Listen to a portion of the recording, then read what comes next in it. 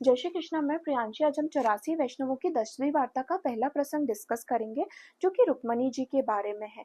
रुक्मणी जी पुरुषोत्तम दास जी की बेटी हैं और नित्य लीला में श्री स्वामिनी जी की सखी इंदुलेखा की सखी मोदिनी जी है। और ये हमेशा ही श्री ठाकुर जी की सेवा में तत्पर रहते हैं और ये हमेशा ही आनंद को उपजाने वाली हैं, इसलिए इनका नाम मोदिनी है। प्रसंग इस प्रकार है।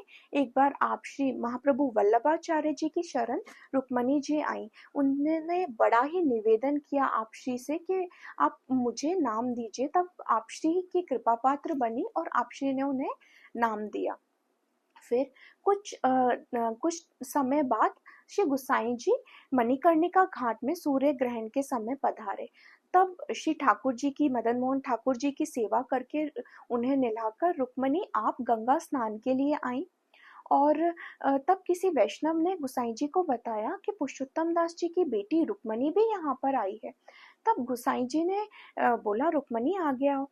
तब रुक्मणी जी से गुसाई जी ने पूछा कि तुम कितने वर्षों बाद गंगा स्नान के लिए आई हो। इस पर रुक्मणी जी ने कहा मैं 24 वर्षों बाद गंगा स्नान के लिए आई हूँ। तब गुसाई जी का हृदय भर गया और रुक्मणी जी इतनी भगवदीय है कि उन्होंने कभी गंगा स्नान के लिए भी अवकाश नहीं लिया।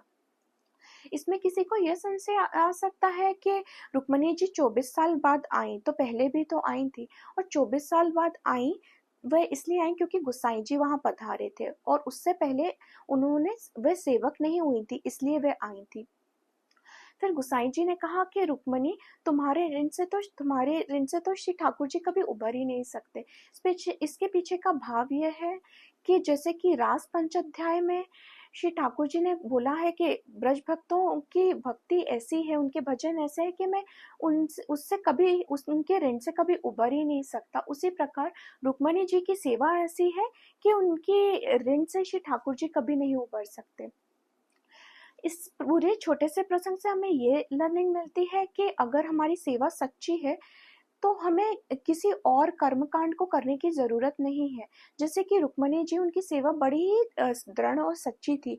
उन्होंने कभी एक दिन के लिए भी गंगा स्नान के लिए भी अवकाश नहीं लिया। और दूसरा, अगर हम श्री ठाकुर जी की निस्वार्थ भाव से सेवा करते हैं तो हमारे प्रेम बंधन में श्री ठाकुर जी बन जाते हैं और श्री ठाकुर जी फिर हमेशा उस भक्त के साथ ही रहते हैं और यहीं पर उस भक्त की सबसे बड़ी जीत हो जाती है। जय श्री कृष्णा। श्री वल्लभाधीश की जय।